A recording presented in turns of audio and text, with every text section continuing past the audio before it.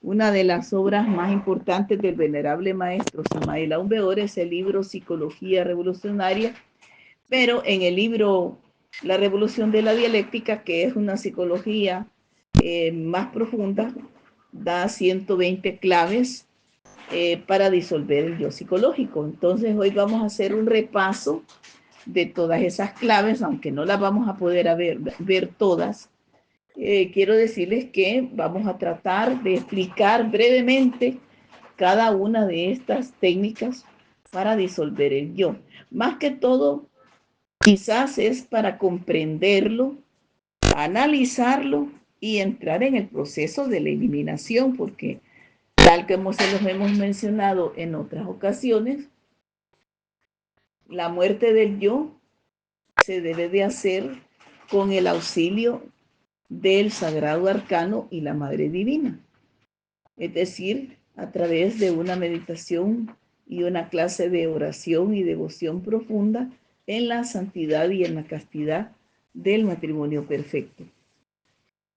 Caso contrario, pues nosotros podemos hacer una eliminación, por lo menos a llegar al nivel de la comprensión. Solamente tal vez comprendiendo los mecanismos del yo, el yo puede digamos, disminuir el impacto que tiene en nuestra vida, y eso pues tiene algún mérito también del corazón ante la Madre Divina. Bueno, vamos a ver que el maestro nos da en este curso de psicología de despertar las claves que él llamó claves de la superdinámica mental, que están recogidas pues en la obra La Revolución de la Dialéctica. El maestro nos dice una cosa bien interesante. El maestro expuso el camino secreto y las claves prácticas para que las personas comprendan el sentido de su existencia. Es decir, que estas claves son para que las personas comprendan el sentido de su existencia. Porque cuando se vive inconscientemente, nosotros no comprendemos ni siquiera cuál es el objetivo por el cual estamos aquí.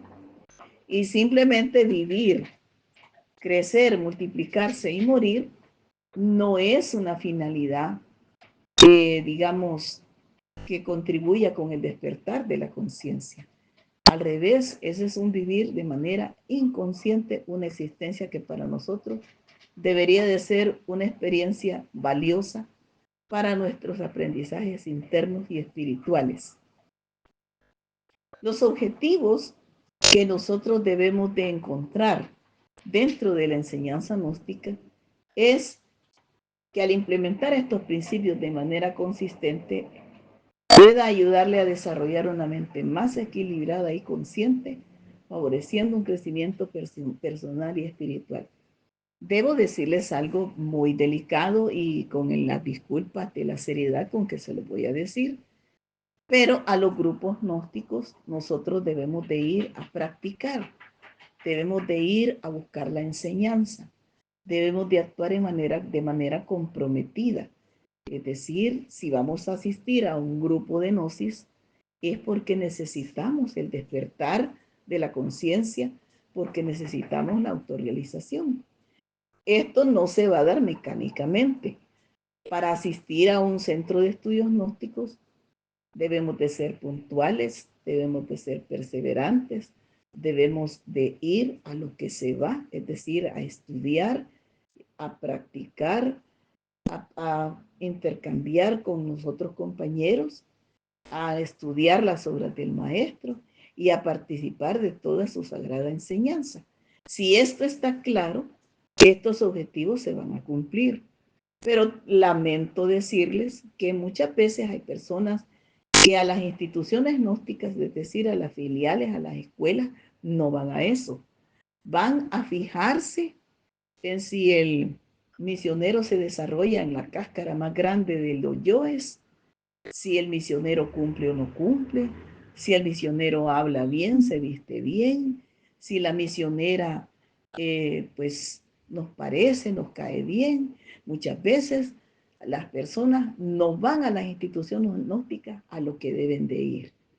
Y la maestra en eso era bien clara, la maestra de Telantes. Los centros de estudios gnósticos no es como un restaurante que usted paga un menú, le sirven la comida que a usted le gusta y usted puede exigir. El misionero da lo que puede. Y el misionero está obligado a cumplir hasta donde puede. Pero de ahí, todo lo demás, el trabajo es personal, es particular, es interno. El misionero no puede estarle revisando, así como en las escuelas, cuadernos de tareas, si dibujó bien las letras o si hizo dibujitos o flechitas. El misionero no se va a fijar en eso, se va a fijar, lo que tiene de consigna el misionero es entregar la enseñanza y punto. Sentarse a meditar, explicarle lo que usted no entienda, ayudarle a estudiar y a entender las obras del maestro. Y tengo que decírselos porque fíjense, a menudo nos pasa en las filiales, que hay gente que se retira, se va enojada, se va molesta, que usted dijo, que aquel me dijo, que yo pensé, que, bueno, y como no contamos las cosas ni como son, sino que como nos conviene, ¿verdad? Cuando acordamos estamos esperando que las demás personas suden la calentura ajena y eso no es bueno, ¿verdad? No es bueno y por eso es que es necesario que nosotros estemos bien ubicados, bien centrados de a cuál es el propósito de ir a una filial. A una filial vamos porque es casa de oración, casa de meditación, es un salón de clases, ¿verdad? Recibimos actividades que van a fortalecer nuestras dudas y, como les repito, a tener devoción. No vamos a fijarnos en la vida privada de nadie, ¿verdad? Porque nosotros no somos nadie para juzgar a nadie. Como les repito, van a disculpar que lo diga, pero por las experiencias que tenemos a veces en los centros de estudio, nos vemos obligados a recordar que el producto del trabajo de cada uno depende de la práctica de la enseñanza, ¿verdad? No es como en otras instituciones que el que está al frente prácticamente es un santo para todos los demás y la verdad es que todos tenemos yoes, todos tenemos defectos que tenemos que vencer. Nos dice el maestro que toda forma del ego o yo psicológico comienza con la pereza, con el no hacer. Muchas veces nosotros nos ponemos a pensar, bueno, hoy no tengo ganas de ir a la filial, hoy no voy a recibir clases, hoy no voy a entrar al aula virtual, hoy me voy a hacer la loca y no voy a asistir, lo voy a dejar para otro día, que no esté cansada, que tenga ganas, cuando me jubile, cuando tenga dinero, cuando tenga trabajo. Y bueno, la pereza se disfraza de muchas excusas, ¿verdad? Y entonces dice el maestro que cualquier yo psicológico, el principio es no hacer lo que nosotros ya sabemos que tenemos que hacer. La revolución está en la valentía de hacer cambios y perseverar. Son dos claves. Primero, reconocer que debemos cambiar. Reconocer que no estamos actuando bien. Reconocer que necesitamos ser mejor de lo que somos. Y eso no es fácil porque muchos de nosotros pensamos que estamos bien. Hay personas que creen que están bien porque tienen dinero, porque tienen algún negocio, porque su esposo le hace caso en todo lo que ella le pide o la esposa le hace todo lo que él pide. O sea, que los hijos se portan 100% bien. Y entonces las personas creen que lo están haciendo bien. Pero si nosotros indagáramos un poco, nos daríamos cuenta que todos tenemos algún defecto que nos está dando problemas. Y a veces nos cuesta aceptar que hacemos sufrir a las personas que más queremos. Y nosotros creemos que todo en la casa está bien y no es cierto. Y aceptar el cambio, aceptar con valentía que tenemos que cambiar, no todo el mundo lo acepta. La otra cosa que nos decía la maestra Litel antes a nosotros es que a la gente le cuesta mucho ser continuo en la práctica. Practicamos unos días con entusiasmo, con dedicación.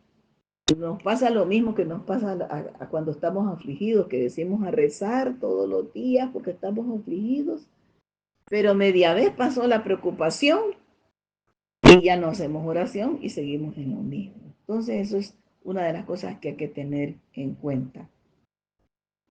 Es así como la psicología del despertar recoge todas estas técnicas para que nosotros nos ayudemos a vivir mejor.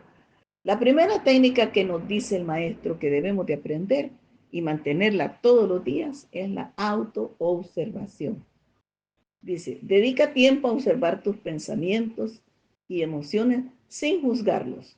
Es decir si son buenos, si son malos. No. Cuando nosotros nos autoobservamos, nos vamos a dar cuenta si eso es bueno o malo en los productos que obtenemos. Y le voy a poner un ejemplo. Supóngase que usted piensa que porque tiene un buen salario y usted le da a sus hijos todo lo que le piden, usted cree que está bien. Pero si usted le pregunta a sus hijos, se va a llevar una gran sorpresa, ¿verdad? Los hijos pequeños suelen decir, mamá, a mí me gustaría que estuviera más en la casa, que me acompañe a las clausuras de la escuela, que vaya a las reuniones con mis profesores, que me lleve al parque. Y muchas veces, por estar dedicado uno más a trabajar, resulta que uno deja mucho tiempo solo a los hijos y uno no se da cuenta de muchas cosas, ¿verdad? A veces los hijos se han caído, se han raspado, los han maltratado, tienen problemas y no nos han contado porque no los hemos visto. Entonces, cuando nosotros observamos lo que estamos haciendo, nos damos cuenta que las cosas no son al 100 como nosotros pensamos, ¿verdad? Hay que tomar nota de patrones repetitivos y cómo estos afectan tu comportamiento. A veces nosotros cometemos el error de decirle al hijo, ay, mire hijo, no moleste, estoy ocupada. ¿Y en qué momento, por el amor de Dios, el hijo nos va a preguntar nada? Si nunca estamos. Y cuando estamos, lo regañamos que estamos ocupadas. O sea, ahí es donde comenzamos a ver que algo no anda bien, ¿verdad? Habemos esposas que creemos que porque le preparamos la comida al esposo está bien. A veces el esposo lo que quiere tal vez es platicar con nosotros, contarnos lo que le pasó. Tal vez llegó tan cansado con algún dolor en algún músculo, algún hueso, ¿verdad? Y nosotros no le preguntamos, ¿te sentís bien? ¿Cómo te fue en el día? Interesarnos un poco más por cómo se sienten nuestros seres queridos ya es producto de una autoobservación. Háganlo y se van a dar cuenta que con los seres queridos, lo mismo que con compañeros de trabajo, vamos a tener respuestas que no esperamos. Hay que establecer también las intenciones. ¿Qué queremos nosotros de nuestra vida, de nuestro día a día? ¿Cómo queremos actuar? ¿Estamos actuando bien? ¿Qué resultados queremos? ¿Queremos que las cosas cambien o que sigan igual? A veces las personas no se quieren dar cuenta de que las cosas no andan bien porque tienen miedo a que haya reclamos, ¿verdad? Y por eso es mejor censurarse uno mismo, criticarse uno mismo. Debemos de transformar también pensamientos. Cuando identifiques pensamientos negativos o limitantes, intenta transformarlos conscientemente. Reemplázalos con afirmaciones positivas y constructivas. Muchos de nosotros nos ahogamos con el, ay no, qué barbaridad, qué mal estamos, este niño malcriado, esta niña malcriada, rebelde, no hace deberes, desordenada, no se peina, no recoge ni el trasto donde comió. Y empezamos a regañar como que el regaño fuera lo único. Y fíjense que muchas veces de las actitudes de los niños y también de los adolescentes son una rebeldía enmascarada de que algo les está molestando, algo no anda bien, ¿verdad? Regañar nada cuesta, reclamar nada cuesta, pero comprender y saber escuchar, eso es lo que debemos de hacer y lo que no hacemos.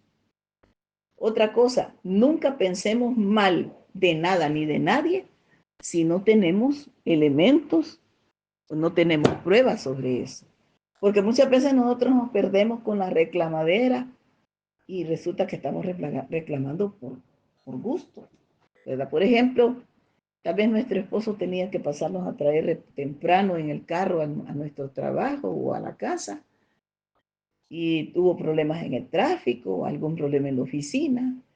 Y nosotros antes de que nos explique ya le dijimos qué barbaridad, me engañaste, no cumpliste, a saber qué estabas haciendo. Bueno, y si tenemos un poquito de celos, empezamos a decirle que a lo mejor estaba con otra persona y total que los pensamientos negativos nos invaden. También eso hay que transformarlo, ¿verdad? Cuando también a nuestro hijo resulta que tal vez yo he tenido mucho cuidado con los profesores en las escuelas porque a veces le dicen cosas a uno de los hijos que no son ciertas, ¿verdad? Y entonces yo he confiado un poco en mi hijo y me le he jugado un poco y le digo yo, ¿y qué fue lo que pasó? Y entonces él me dice, me comenta, porque a veces hay profesores que a lo mejor le cae mal el pobre cipote, usted lo malinforma y tenemos que tener mucho cuidado en este tiempo porque no siempre las personas mayores, todas, son maduras, ¿verdad? Nunca hay que criticar a un hijo si de verdad no sabemos qué es lo que ha pasado. Hay que confiar un poco en ellos. Ahora, si ya sabemos que nuestro hijo es colejudas y que es un gran mentiroso, un gran rebelde, y si ya sabemos cómo es, tampoco no le vayamos a creer tan fácil a él, ¿vea? Porque alguna diablura hizo. Pero a veces fíjense que, por lo menos a mí me pasó, mi hijo siempre ha sido bastante callado y calmado, ¿verdad? Y más de alguna vez los profesores lo quisieron mal informar y después yo me di cuenta que efectivamente el profesor no estaba actuando bien con él, ¿verdad? Así es que hay que tener cuidado. Todos los días tenemos que enfocarnos en lo que vivimos, hacer una reflexión diaria. Al final del día hay que reflexionar sobre las experiencias que hemos obtenido, cómo manejamos las emociones, los pensamientos y qué se puede mejorar. Como esposos, nosotros hemos tenido la costumbre al final del día conversar, contarnos las cosas, compartir dudas, hasta cosas de enseñanza, alguna duda que tenemos. O si hemos tenido problemas, pues también ventilar los problemas, porque si uno no aborda los problemas, se hacen más grandes. Y entonces cuando tienen menos fuerza los problemas, es que se abordan mejor. Porque si no es resentimiento, se hace más grande también. Sé que al final del día es buen momento para pedir perdón, para corregir algo que estaba mal, para aclarar algún malentendido, etcétera. Hay que aplicar la superdinámica en las relaciones, es decir, en la casa con la familia. Yo no sé cómo hay familias que están en la misma casa, pero parecieran ser perro y gato, peleándose por las cosas más absurdas y más ridículas, ¿verdad? Si yo hubiera tenido más hijos, me hubiera encantado que si hubiera tenido más hijos, solo tuve uno, que mis hijos se llevaran bien entre ellos y fomentar eso de que tienen que ser unidos. Porque en la mayoría de las casas, a veces los padres cometen el error de tener preferencias con algunos hijos. A los menores les toleran todo, a los mayores no mucho. O al revés, a los mayores les toleran todo y a los menores no tanto. Y la verdad es que uno de padre tiene que ser equilibrado con todos. No digamos con los nietos, es la misma situación. Con la pareja, ¿verdad? Con la pareja ni se diga. No podemos vivir como perro y gato en la misma casa. Pero hay que ponerse de acuerdo. Uno de los dos va a tener que ceder más de alguna vez. Cuando hay cariño, amor, respeto, cuando hay aprecio, cuando se valoran bien a las personas, se puede llevar bien, se puede dialogar, ¿verdad? Pero si empezamos con el grito, con el trompón o con la pataleta, no vamos a lograr nada bueno, ¿verdad? Entonces dice el maestro que hay que comunicarse con sinceridad, escuchar, entender y conectarse con los demás. Se supone que en una casa, en una familia, no hay y no debe de haber enemigos.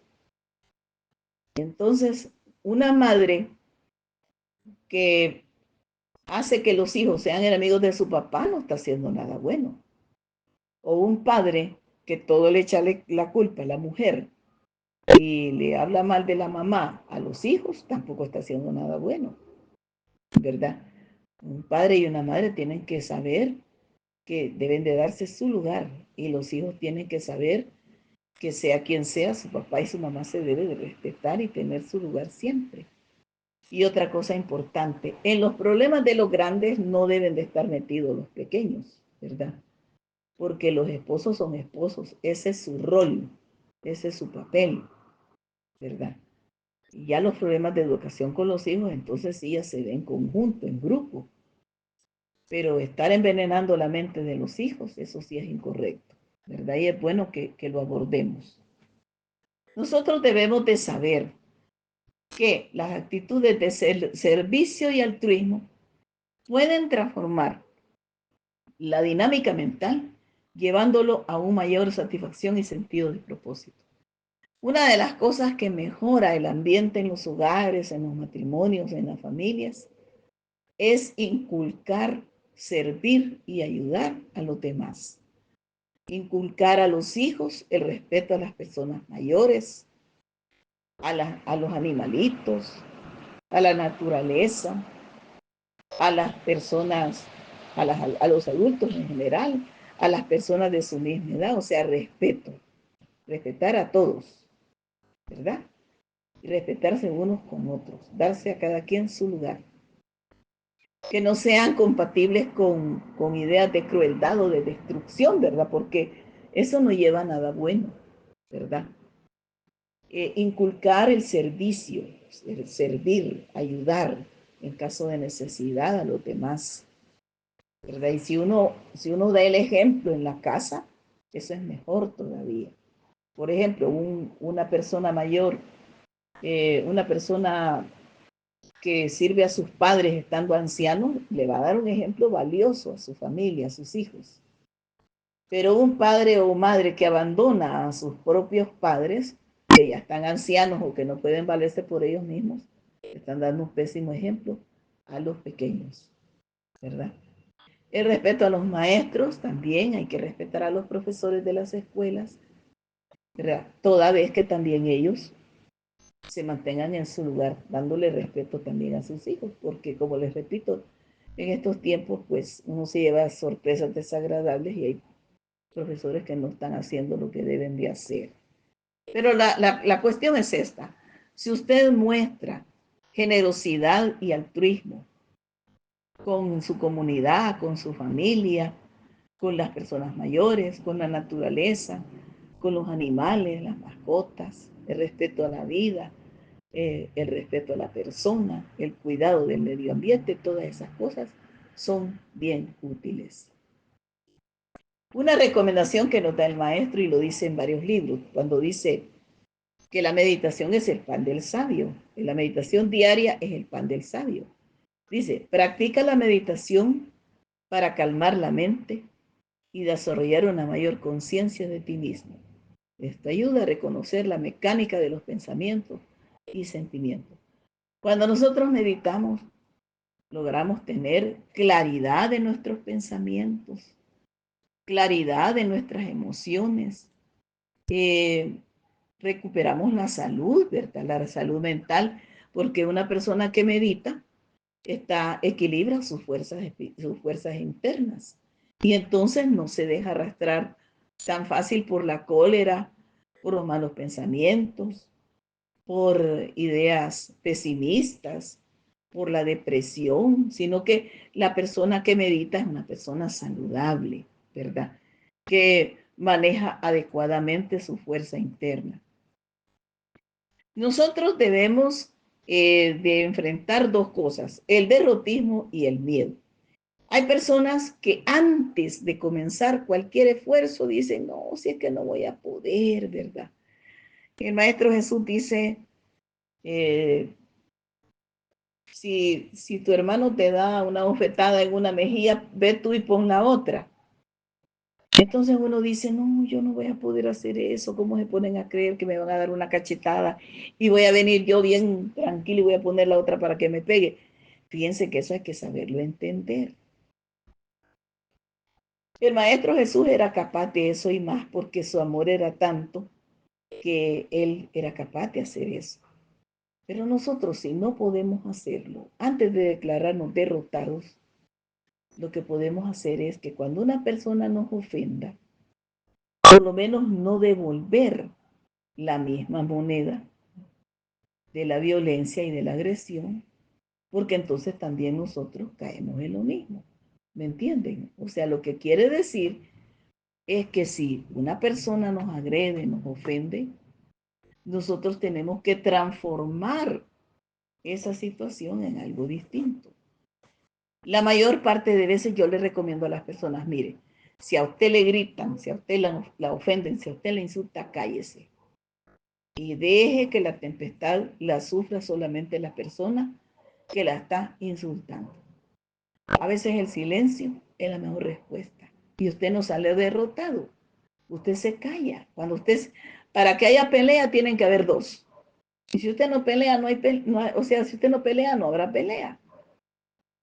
Y el miedo, miren, nosotros a veces no tenemos valor de cambiar por miedo a que nos crean tontos, por miedo a que nos consideren bobos, por miedo a que nos consideren, bueno, tantas expresiones negativas que nos pueden decir. Y entonces no hacemos ningún trabajo psicológico. Miren, han habido situaciones en donde yo he estado tan enojada, pero tan molesta, tan a punto de estallar y de decir una sarta de tonterías, que cuando acuerdo digo yo, no, hombre, sí que estoy haciendo, si yo no me tengo ni que enojar, no vale la pena. Porque miren, una persona que nos manipula hasta el grado de que nos enojamos, ella ya ganó la batalla, fíjense. Porque la verdad es que nosotros no debemos de enojarnos, debemos de transformar la impresión. Una persona que se domina, ¿verdad? Una persona que se domina está capacitada para ganar cualquier discusión sin necesidad de gastar energía. Y entonces viene una técnica que dice el maestro, pues muy importante, que es el análisis estructural. Este análisis estructural consiste en que hay que partir en varios pedazos y disolver los agregados psíquicos indeseables fijados en nuestra mente en forma traumática. Por ejemplo, digamos que tenemos un defecto grande como es el de la ira o de la impaciencia. Entonces dice el maestro que casi siempre este defecto tuvo su origen en una memoria que nos dejó trauma, es decir, nos dejó dañados. Y eso nos va a provocar miedo. Y el miedo a su vez nos va a sacar el enojo, la falta de control, y luego vienen toditos los yoes que vienen detrás corriendo a meterse en nosotros. Entonces nosotros tenemos que, para disolver un defecto, tenemos que partir en pedacitos el defecto de la ira, por ejemplo. La ira se puede disolver cuando la reconocemos. Por ejemplo, fíjense que yo creí que el yo de la burla era de otro defecto y no, fíjense, el yo de la burla pertenece al yo de la ira. Pero alguien me puede decir, miren, ¿y por qué al yo de la ira si una persona que se está burlando está riéndose? Sí, pero cuando una persona se burla, está insultando al otro. Solo que lo hace tan disimuladamente que cualquiera hasta le puede dar risa o sacar chiste de la burla. Cuando alguien, por ejemplo, le empieza a decir apodos a otro enojado, está insultando. Es un defecto derivado de la ira. Pero como se ve chistoso, burlesco, alguien puede pensar que es otra cosa. Y no, fíjense, es parte del defecto de la ira. Entonces, cuando usted comienza a entender que la burla también forma parte de la ira, usted ya ganó un poquito la lucha, porque entonces usted inmediatamente puede decir, no, yo no me puedo estar riendo de eso, si lo que está pasando es que usted está insultando al otro, ¿verdad? Porque a veces los demás se ponen a reír, pero no se dan cuenta que están cayendo, que están reforzando un defecto. El análisis transaccional consiste en que los yoes se buscan hacer alianzas, es decir, los yoes se unen, como que dice, para actuar en vaca, ¿verdad? O sea, en grupo. Y entonces, esta alianza entre yoes se da para reforzar o actuar de manera de no ser descubiertos o de manera encubierta. Combinada con el análisis estructural que acabamos de ver, nos permitimos segregar a los yoes para que sea más fácil identificarlos y eliminarlos. Fíjense que en el análisis estructural puede ser que el yo de la ira sea el que haya entrado, pero detrás iba el de la burla, el de la envidia, el de la codicia, iba la avaricia, iba los yoes violentos, la calumnia, la blasfemia, la maledicencia, las malas palabras. O sea, detrás de ese defecto se vinieron todos, ¿verdad? Y hay que reconocerlos. Con el análisis transaccional uno logra descubrir que se metió uno, pero ese uno le abrió la puerta a los demás. Y entonces este trabajo es bien importante. Hay que practicar la diligencia y eliminar la negligencia. ¿A qué le llamamos la negligencia? Es la acción retirada del ego a no saber cumplir y a no apoyarse más en el ser. O sea, una persona negligente es una persona que no cumple y no busca apoyarse en el ser, sino que en el yo. Toda acción de descuido, de desatención y reiteración del no hacer se le llama negligencia. Una persona negligente es irresponsable porque es incapaz de criticarse a sí misma y decir, no, ¿y qué estoy haciendo si yo no debo hacer eso? Ya se nos ha dicho que si nos vamos a enojar, contemos hasta 10, respiremos y luego exhalemos y contemos hasta 10. Pero si nosotros no hacemos nada por dominar la ira, no vamos a dominar nada nunca. No hacer es un acto de negligencia. Bueno, hemos llegado hasta aquí. No sé en este momento si hay alguna pregunta, algo que quieran saber o decir. Tenemos todavía un ratito más de clases. No les voy a poder dar todo porque es mucho, pero no sé si tenemos preguntas a este momento. Ya voy a dejar hasta acá porque es bien larga la presentación. Y mejor le voy a dar pie a las preguntas porque me interesa que haya alguna reacción del grupo, ¿verdad? Hoy hemos estado bien poquitos en la clase.